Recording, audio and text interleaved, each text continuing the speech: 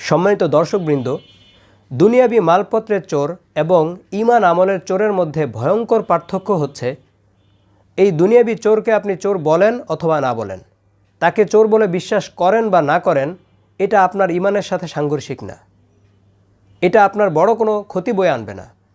কিন্তু যারা ঈমান চোর, যারা কাফের মুরতাদ, এর বিধান হচ্ছে যদি কোনো ব্যক্তি স্পষ্টভাবে কাফের হয়ে যায় তাহলে আপনি তাকে কাফের বলা, কাফের বিশ্বাস করাটাও আপনার ঈমান টিকিয়ে রাখার জন্য জরুরি।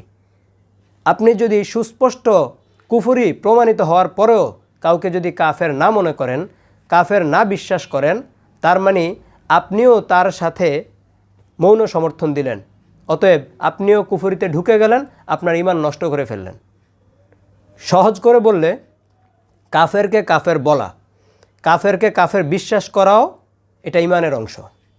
আপনি যদি কাফেরকে কাফের না বলেন, কাফেরকে কাফের বলে বিশ্বাস না করেন, তাহলে আপনার ঈমান নষ্ট হয়ে যাবে, আপনিও কাফের হয়ে যাবেন।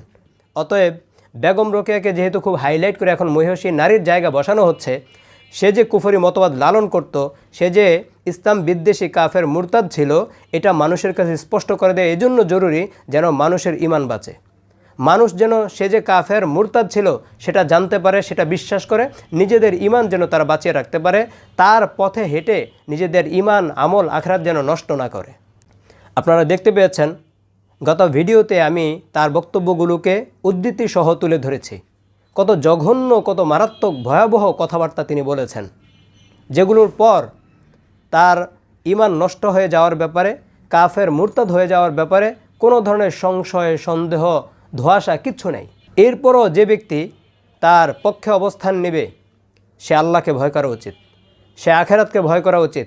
যার দিলে আল্লাহ এবং রাসূলের ভালোবাসা আছে সে কখনো বেগম রোকেয়া এবং তার মতবাদের সাপোর্টার হতে পারে না।